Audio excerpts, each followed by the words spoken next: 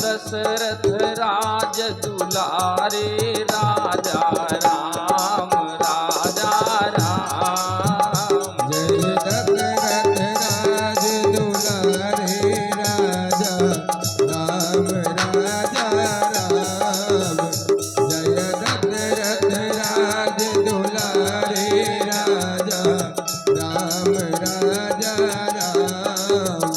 रघुनंदन अवध बिहारी सीताराम सीताराम। रघुनंदन अवध बिहारी सीताराम सीताराम। रघुनंदन अवध बिहारी सीताराम सीताराम।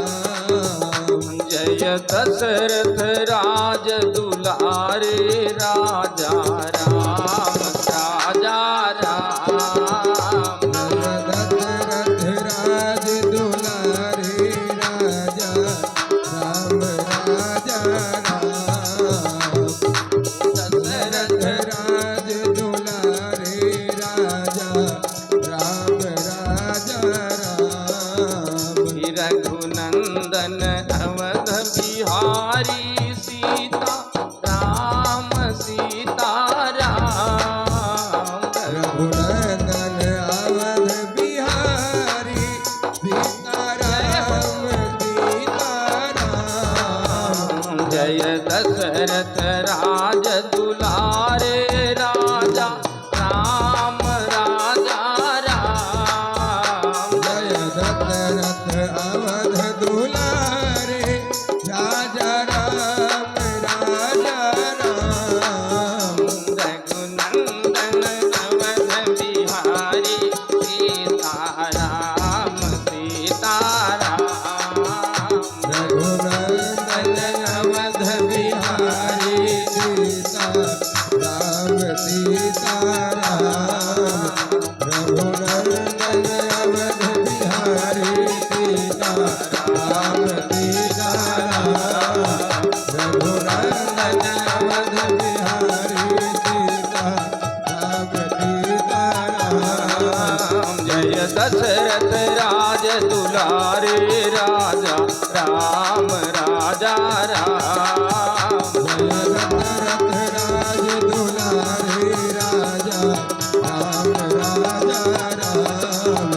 जय दशरथ राज दुलारे राजा राम राजा राम। रघुनंदन अवध बिहारी सीताराम सीताराम। रघुनंदन अवध बिहारी सीताराम सीताराम। रघुनंदन अवध मेरे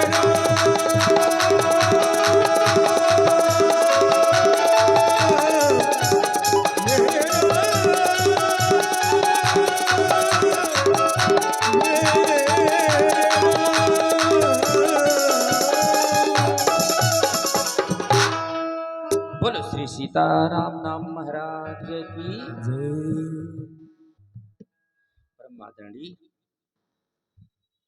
सृजन संस्था के माननीय अध्यक्ष पांडे जी, बिल्कुल लक्ष्य के समक्ष आपके चिर परिचित जाने पहचाने पुराने अपनी ही विभूत में विराजमान परम आदरणीय उपाध्यक्ष जी, संचालन कला में पूरी तरह निपुण एवं दक्ष माननीय संचालक जी, संस्था के समस्त गणमान्य सदस्य, जिनके भगीरथ प्रयास से प्रतिवर्ष आपको इस पवित्र धरती पर श्री राम कथा मंदाकिनी में अवगाहन करने का शुभ अवसर प्राप्त होता है। गायन वादन की कला में पूरी तरह प्रकृति में भी हलचल मचा देने की स्थिति में पूरी तरह समर्थ हमारे समस्त संगीतज्ञ बंधु, यांत्रिकी विशेषज्ञ माननीय चौबे जी, श्री राम कथा के रस रसिक सदगृहस्थ सद्भावुक अभिन्नात्म स्वरूप महिमा मंडित गरिमा मंडित श्रोता व्यक्तित्व जिनसे स्थल गौरवान्वित हो रहा है, सीता सावित्री गार्गी मैत्रेयी अनुसुईया की पावन परंपरा में अनुप्राणित अर्चनीय वंदनीय श्रद्धामयी ममतामयी करुणामयी देवियों तथा भारतीय आशा के केंद्र बिंदु परम स्नेह भाजन प्रिय बच्चों, काम तो चाहे जितना बढ़िया करिए महाराज, क्रिटिसाइज करने वालों की कमी थोड़ा ही है समाज में। हाँ, कितना भी बढ़िया काम करिए। और कुछ लोगों को तो भगवान इसीलिए पैदा करते हैं धरती पर कि जाओ और तुम सब की केवल निंदा ही करो। हाँ, हमारे गांव में एक सज्जन थे, अब नहीं है, कितना भी बढ़िया काम करो, कई करोड़ रुपए लगा करके कोई स्ट्रक्चर खड़ा करो आप, वो पहुंच करके कुछ न कुछ कमी जरूर निकाल देते थे, उनका काम ही था। हमारे गांव में एक बहुत बड़े नगर सेठ थे, उन्होंने सुना कि हर काम में ये कमी निकालते हैं, आज इनको अपने घर खाने पर निमंत्रण दूंगा, इतनी बढ़िया सेवा करूंगा, सेवा में कोई कमी ही नहीं रखूंगा, देखूं तो ये कैसे कमी निकालते हैं। सेठ जी आए, बोले महाराज हमारे यहाँ आज हमारी बड़ी इच्छा है कि आप शाम को आवें और हमारी इच्छा है कि हम आपको भोजन करावें महाराज, हम आपको निमंत्रण देने आए। उन्होंने कहा ठीक है शाम को आ जाएंगे। सेठ जी ने कहा नहीं आपको आना नहीं है महाराज, हम स्वयं आएंगे, आपको ले चलेंगे। शाम हुई, सेठ जी बढ़िया मर्सिडीज गाड़ी से गए महाराज, और निंदा करने वाले बुराई करने वाले महापुरुष को बढ़िया गाड़ी में बैठाए और लेके आए। घर के दरवाजे के सामने गाड़ी रुकी, जहाँ गाड़ी रुकी वहाँ से ले करके जहाँ उनको बैठ के खाना था वहाँ तक बढ़िया कालीन बिछाया गया था, कालीन के ऊपर फूल बिछाए गए थे। और जैसे ही गाड़ी से उतरे, उनकी धर्म पत्नी निकली सेठ जी की, बढ़िया सुंदर गुलाब जल इत्र से सुवासित शीतल जल से उनके चरणों को पखारा। भाई पंडित जी आए हैं, और नई तौलिया से चरण वरण पोंछा गया। कालीन के ऊपर बिछे हुए फूल की पंखुड़ियों को रौदते हुए हाल तक पहुंचे, बढ़िया सोफा सेट लगा था, बैठे। 56 प्रकार के व्यंजन परोसे गए महाराज, जो उन्होंने कभी आंखों से देखा भी नहीं था, वो व्यंजन परोसे गए। खूब खाए छक करके, गले तक ठूस ठूस के, और खा पी के जब उठे तो परिवार में जो लोग थे 10-12 लोग, सब लोग बारी बारी से आए, उनके चरण स्पर्श किए। जिसके पास जो था 100, 200, 500, 1000, 2000, सब लोगों ने उनको विदाई दिया। बहुत बढ़िया सेवा हुई महाराज। सेठ जी ने कहा चलिए अब आपको आपके घर छोड़ दूं गाड़ी से। उन्होंने कहा नहीं गाड़ी से नहीं जाना है, भोजन थोड़ा ज़्यादा हो गया है, चल के जाऊंगा तो थोड़ा पच जाएगा, आप चिंता ना करें मैं चला जाऊंगा। सेठ जी ने कहा अरे नाके तक तो छोड़ दूं आपको, चलिए ठीक है आप पैदल ही चले जाना, किंतु हमारा ये कर्तव्य है कि आप हमारे अतिथि हैं, कम से कम नाके तक तो छोड़ ही दूँ आपको। पूरे परिवार के लोग नाके तक आए उनको छोड़ने, सारे लोग उनके फिर से चरण स्पर्श किए। सब लोग जब चले गए तो उन्होंने कहा कि अच्छा भैया सेठ जी चलता हूँ, जय सीताराम, बहुत बढ़िया दिव्य भोजन आपने कराया। तो सेठ जी ने पूछा जरा पूछूं कि सेवा में कोई कमी तो नहीं थी। तो सेठ जी ने कहा अच्छा पंडित जी सेवा में कोई कमी तो नहीं थी। उन्होंने कहा कमी तो कुछ ना नहीं, लेकिन इतनी सेवा ठीक ना ही होत। गजब गजब के लोग हैं महाराज, सोचो तो कुछ लोगों को भगवान केवल निंदा ही करने के लिए पैदा करते इस धरती पे, क्या करेंगे महाराज, ऐसे लोगों का क्या उपाय, कुछ नहीं कर सकते महाराज। जिसको प्रकृति ने जैसा बना दिया है ना, उसमें कोई परिवर्तन कोई कर ही नहीं सकता। क्यों? क्योंकि nature is perfect maker, nature can not make a thing which can be imperfect which own से। प्रकृति पूर्ण रचयिता है अपने आप में। प्रकृति ने जो वस्तु जिस व्यक्ति को जैसे बना दिया वो वैसा ही रहेगा, लाख प्रयास कर डालो आप, कुछ भी होने वाला नहीं है महाराज। इसलिए ऐसे लोगों से सावधान। हमें अपना काम नहीं रोकना है, हमें अपनी सोच नहीं बदलनी है। जिसके लिए भगवान ने उन्हें पैदा किया वो अपना काम कर रहे हैं, हम लोग अपना काम करते रहें। आइए बड़ी तेजी से चलते हैं अयोध्या के उस राजमहल में, जहां माता कौशल्या के समक्ष भगवती सीता के साथ राम जी बन जाने के लिए तैयार हैं। और लक्ष्मण जी भी जिद पकड़ बैठे महाराज कि भैया मैं भी चलूंगा। राम जी ने कहा भैया लक्ष्मण देखो, यहाँ माता है, पिता है, हितैषी हैं, कुटुंबी हैं, मित्र हैं, पूर्ववासी हैं। पिता महाराज दशरथ बूढ़े हो गए, मैं तो वन में जा ही रहा हूं भैया, भरत और शत्रुघ्न भी ननिहाल में है। ऐसी स्थिति में यदि तुम भी वन में चलोगे तो अयोध्या तो अनाथ हो जाएगी भैया। इसलिए मेरी बात मान करके यहीं रहो, सबकी सेवा करो। लक्ष्मण जी ने कहा मुझे किसी की सेवा करने की जरूरत नहीं, मैं तो किसी को जानता ही नहीं हूं। मैं न गुरु जानू, न माता, न पिता, मैं किसी को नहीं जानता। मेरे तो सर्वस्व आप ही हो, इसलिए मैं चलूंगा। और तब राम जी ने कहा जाओ माता से आदेश लेकर के आओ। लक्ष्मण जी ने कहा मैंने तो पहले ही कह दिया भैया, मैं गुरु पितु मातु न जानऊ काहू, कहूं सुभाव नाथ पतियाहू, मोरे सब एक तुम स्वामी। मेरे तो सर्वस्व आप ही हैं, तो किस माता के पास आप भेज रहे हैं? राम जी ने कहा मैं तुम्हें तुम्हारी माता के पास नहीं भेज रहा हूं, मैं तो ये कह रहा हूं कि तुम मेरी माता के पास जाओ, मेरी मैया सुमित्रा से आदेश लेकर के आओ। भगवान राम समझ गए कि इस समय ये प्रेम में अंधे हो रहे हैं, ये मोह में अंधे हो रहे हैं। और जब कोई व्यक्ति मोह में अंधा हो जाता है तो उसको लोचन देने का काम राजीव विलोचन करते हैं। ध्यान देना, कोई व्यक्ति सांसारिक मोह में अंधा हो गया हो तो उसको नेत्र कहां से मिलेंगे? नेत्र देने का काम कौन करता है? नेत्र देने का काम गुरु जी करते हैं, गुरु। राम जी ने कहा ये मुझे तो पाना चाह रहे हैं मोह के वशीभूत होकर के, मेरी सेवा करना चाह रहे हैं प्रेम के वशीभूत होकर के, किंतु भैया लक्ष्मण ने अभी तक गुरु नहीं बनाया, इसलिए पहले इनको गुरु बनाना चाहिए। और गुरु की प्राप्ति भी तब तक नहीं होती जब तक राम जी की कृपा ना हो। जब भगवान की कृपा होती है तो गुरु की प्राप्ति होती है। अब यहां गुरु की भूमिका निभाएंगी माता सुमित्रा। ध्यान देना, सुमित्रा, सुमित्रा बड़ा बढ़िया नाम है, सुमित्रा। मित्र शब्द का संस्कृत में जब पाठ चलता है तो मित्र मित्र मित्रा है।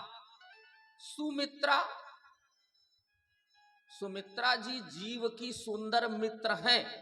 मित्र किसे कहते हैं पहले ये समझें आप। मित्र दो प्रकार के होते, एक तो सुमित्र सन्मित्र और दूसरे कुमित्र।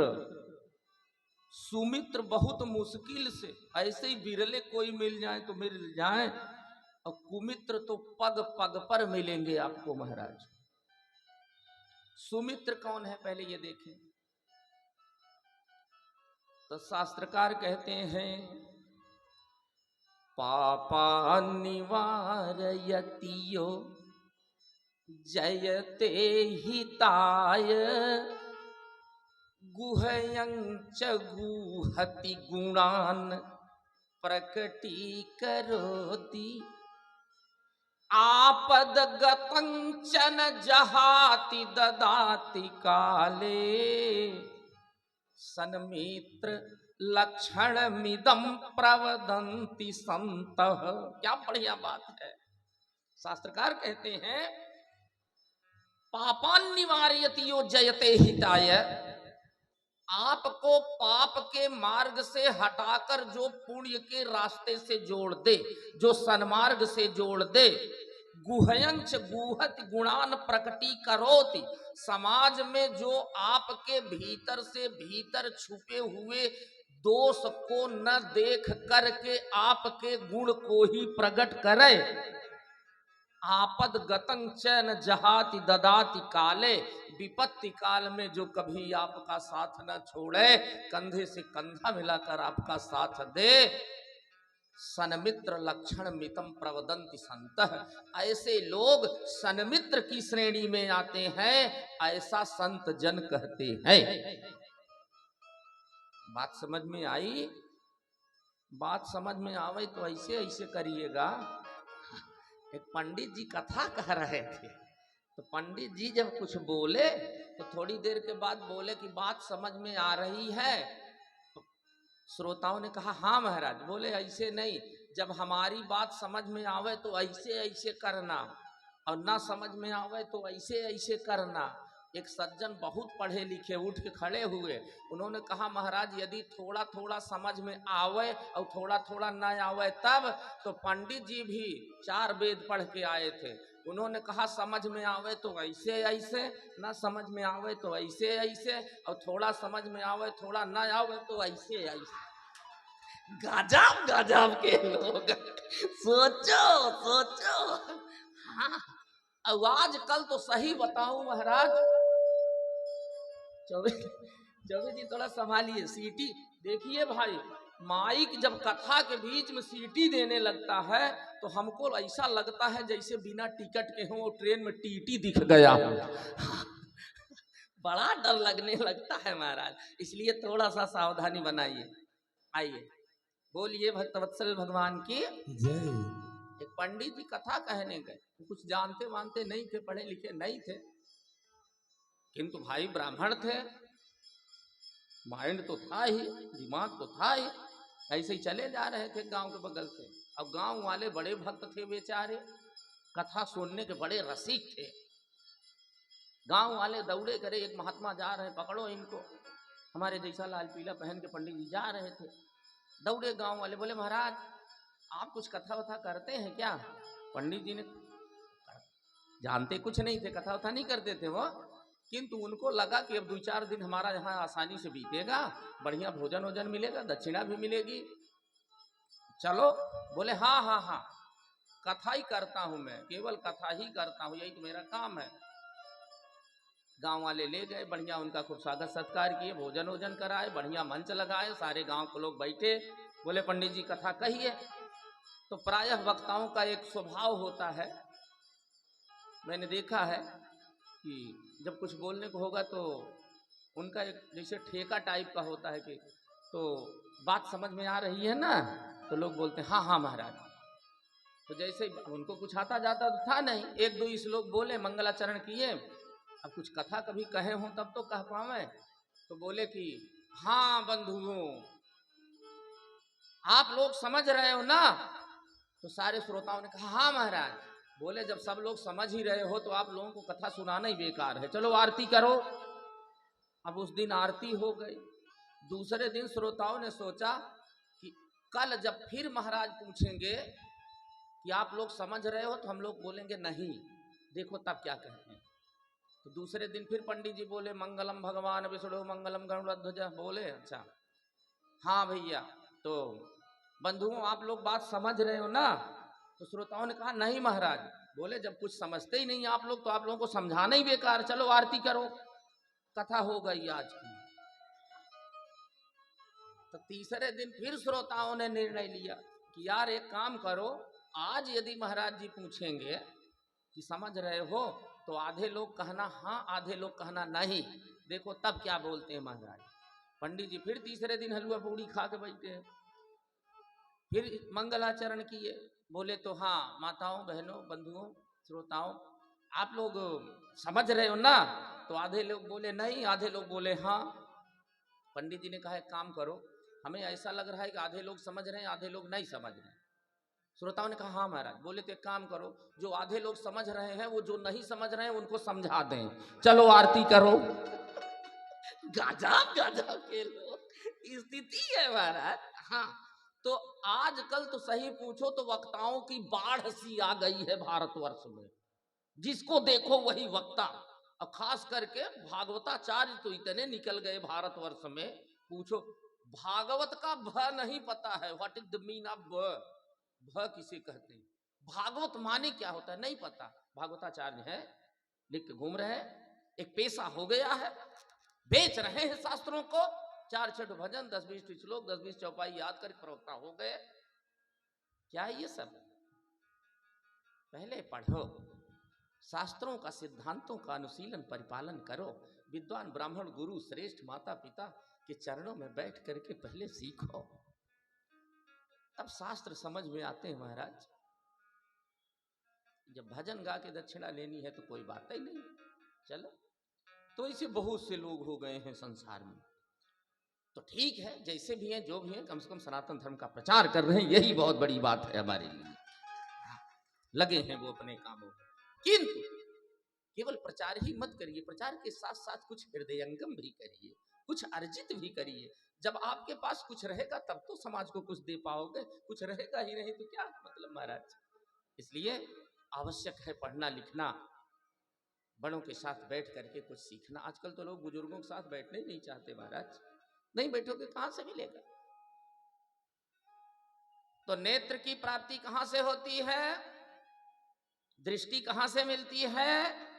तो गोस्वामी जी बोले, श्री गुरु पद नख, श्री गुरु पद नख, मणि गण ज्योति, मणि गण ज्योति मणि गण ज्योति, मणि गण ज्योति मणिगण ज्योति सुमिरत दिव्य दृष्टि हिय होती, हो तुमिरत दिव्य दृष्टि होती, सुमिरत दिव्य दृष्टि होती।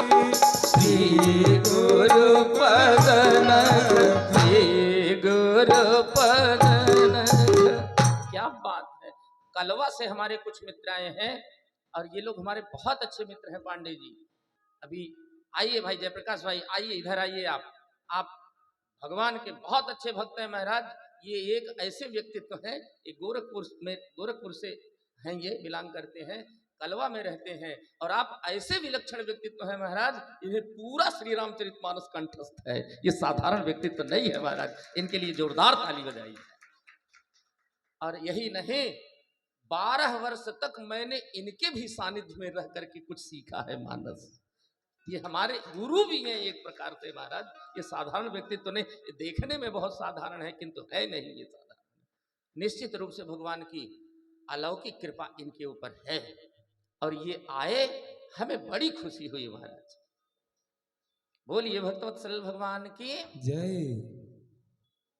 तो भगवान ने सोचा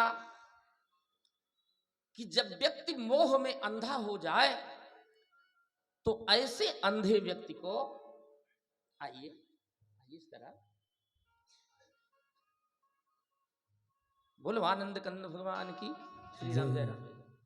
श्री राम जय राम जय जय राम, श्री राम जय राम जय जय राम, जय हो विघ्न हरण हनुमान, जय हो विघ्न हरण हनुमान, श्री राम जय जय राम, जय हो विघ्न हरण हनुमान, श्री राम जय राम जय जय राम, श्री राम जय राम जय जय राम, श्री राम जय राम जय जय राम।